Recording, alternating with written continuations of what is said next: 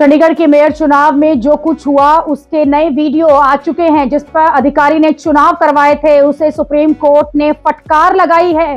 इस अधिकारी को खुद अब सुप्रीम कोर्ट में पेश होने और सफाई देने के लिए कहा गया है, क्योंकि सुप्रीम कोर्ट ने खुद कहा है कि चुनाव करवाने वाला अधिकारी बार बार जिस तरह से कैमरे को देख रहा था, कहीं ना कहीं अपराधी जांच के घेरे में आता है। अधिकारी बैलेट पेपर से पड़े वोट को खराब करता दिख रहा है और ऐसा करते हुए वो कैमरे की तरफ देखता है कि कौन उसे देख रहा है। इस अधिकारी की देखरेख में ही चंडीगढ़ मेयर के चुनाव हुए थे, जिसमें बहुमत न होने के बावजूद बीजेपी का कैंडिडेट जीत गया था। बीजेपी के कैंडिडेट को 16 वोट मिले थे और जबकि कांग्रेस और आम आदमी पार्टी के कैंडिडेट्स के पास 20 वोट थे, लेकिन उनके 12 वोट ही गिने गए थे, क्योंकि बताया गया कि विपक्ष के 8 वोट जो हैं वो खराब हो गए हैं। अब सुप्रीम कोर्ट के पास ये मामला पहुंचा है और वीडियो देखे गए तो सुप्रीम कोर्ट ने वीडियो देखते ही कह दिया कि अधिकारी के वकील और भारत सरकार के सॉलिसिटर जनरल से ये कह दिया है कि अपने अधिकारी से कह देना कि सुप्रीम कोर्ट उसे देख रहा है।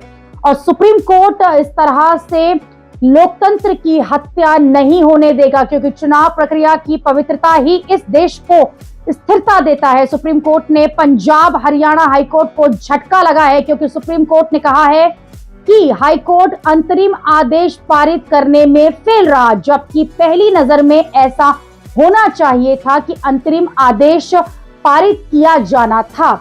अब सुप्रीम कोर्ट ने चंडीगढ़ मेयर चुनाव के सारे रिकॉर्ड हाईकोर्ट की कस्टडी में रखने को कहा है। इसमें बैलेट पेपर होंगे, चुनाव की जो प्रक्रिया थी उसकी जो वीडियोग्राफी हुई थी वो भी होगी, उसका रिकॉर्ड होगा। चुनाव होने के बाद 7 फरवरी को चंडीगढ़ नगर निगम की मीटिंग भी थी, उसे भी अब सुप्रीम कोर्ट ने कैंसिल कर दिया है। ये बीजेपी और केंद्र सरकार के लिए एक बड़ा झटका है, क्योंकि बीजेपी अध्यक्ष से लेकर बड़े बड़े लोग चंडीगढ़ मेयर चुनाव में धांधली के आरोप के बावजूद बीजेपी की जीत को मना रहे थे, एक दूसरे को बधाई दे चुके हैं। चंडीगढ़ केंद्र शासित है, जो सवाल केंद्र सरकार की मशीनरी पर भी उठेंगी, यानी कि उंगलियां। इस तरफ से अगर चुनाव में धांधली के आरोप लगे हैं तो बचाव में उसका क्या लॉजिक है। अब अगली सुनवाई में ये पता चलेगा कि चुनाव करवाने वाले अधिकारी की तरफ से केंद्र सरकार के वकील क्या क्या दलील रखेंगे और क्या इन दलीलों से सुप्रीम कोर्ट सहमत हो पाएगा, क्योंकि अभी तो सुप्रीम कोर्ट ने केंद्र सरकार और अधिकारी की बात नहीं सुनी है।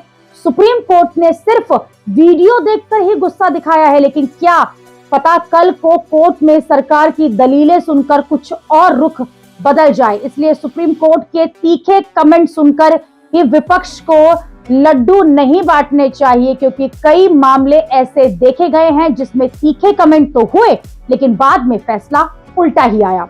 चुनाव करवाने वाले अधिकारी की तरफ से केंद्र सरकार के वकील ने भी कहा है कि वीडियो से सिर्फ एक तरफ की पिक्चर दिख रही है, पूरे रिकॉर्ड जब आएंगे तो पिक्चर जो है वो क्लियर हो जाएगी। अभी की स्थिति में यह है कि चुनाव नतीजे पर कोई रोक सुप्रीम कोर्ट ने नहीं लगाई है, जबकि वीडियो में ये साफ लग रहा है कि कुछ तो खेल हुआ है।